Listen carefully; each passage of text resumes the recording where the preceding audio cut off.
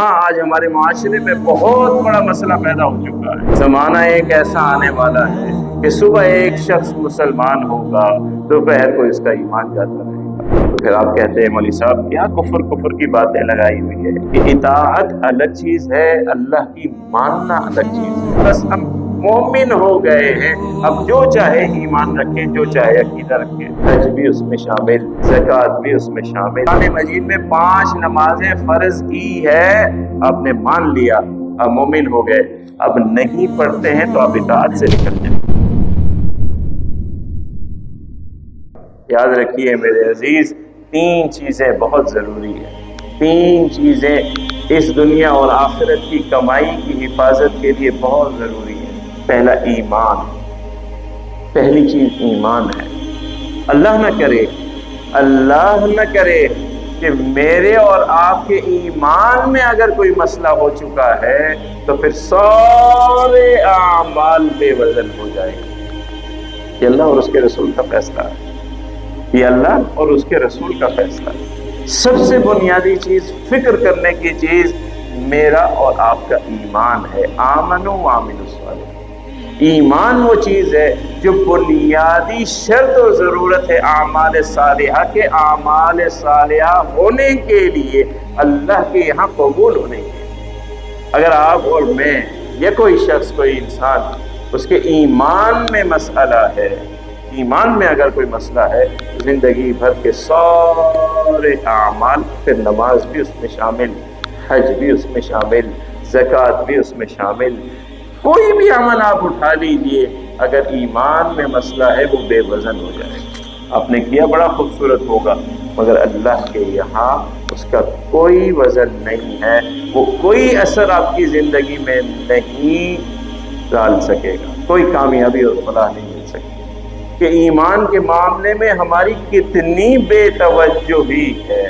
ہم سمجھتے ہیں کہ ہم نے جب کلمہ پڑھ لیا لا الہ الا اللہ محمد الرسول اللہ، بس ہم مومن ہو گئے ہیں، اب جو چاہے ایمان رکھیں، جو چاہے عقیدہ رکھیں، کوئی فرق نہیں پڑتا۔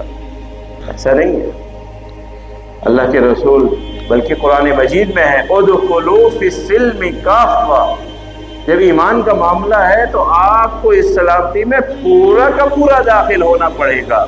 لا الہ الا اللہ محمد الرسول اللہ ایک نشان ہے، ایک علامت ہے جس کا آپ نے اظہار کیا ہے کہ میں اللہ کو اپنا معبود مانتا ہوں، تو اللہ کی پھر ماننے کا آپ اقرار کر رہے ہیں کہ اطاعت الگ چیز ہے، اللہ کی ماننا الگ چیز ہے۔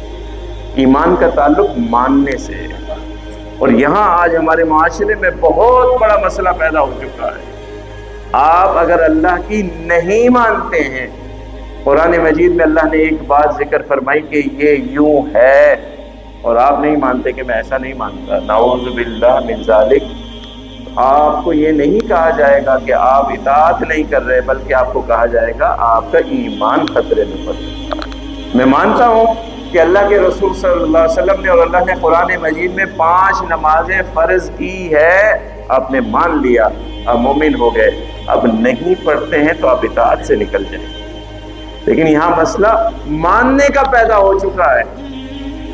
آج ہمارے ایمانوں میں اتنا بڑا مسئلہ ہے، ہمیں معلوم ہی نہیں ہے کہ قرآن مجید میں اللہ کیا کیا فرما چکے ہیں، اور جب انہی چیزوں کے متعلق ہمیں رائے کا اظہار کرنا ہوتا ہے یا عقیدہ رکھنا ہوتا ہے، جب ہمیں معلوم ہی نہیں، جو چاہے آپ عقیدہ رکھیں، جس چاہے بات کا آپ اظہار کر دیجئے، آپ کو پتہ ہی نہیں کہ آپ ایسی بات کہہ رہے ہیں، آپ ایسا عقیدہ رکھ رہے ہیں جو اللہ کے کہی ہوئی بات کے بالکل برخلاف۔ اس کے باوجود بھی اب کوئی آپ سے کہے کہ تو ایمان خطرے میں پڑ گیا ہے، تو پھر آپ کہتے ہیں مولوی صاحب کیا کفر کی باتیں لگائی ہوئی ہے، اتنا سستا ہے ایمان، اتنی چھوٹ باتوں سے جو ایمان ختم ہو جاتا ہے۔ کہاں بیٹھے ہیں آپ؟ اللہ کے رسول صلی اللہ علیہ وسلم کی حدیث مبارکہ ہے، زمانہ ایک ایسا آنے والا ہے کہ صبح ایک شخص مسلمان ہوگا، دوپہر کو اس کا ایمان جاتا رہے گا، دوپہر کو ایک شخص مسلمان ہوگا، رات تک اس کا ایمان چلا جائے گا۔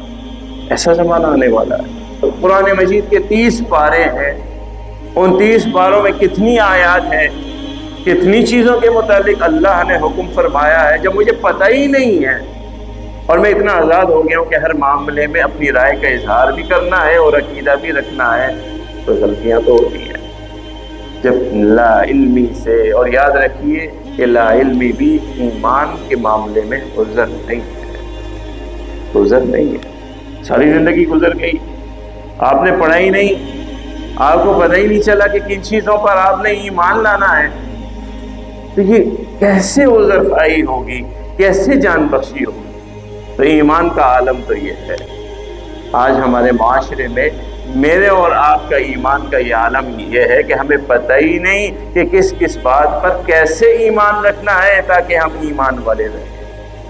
جس چیز کے اوپر ہمیں ساری زندگی کے اعمال صالحہ کا دار و مدار ہے،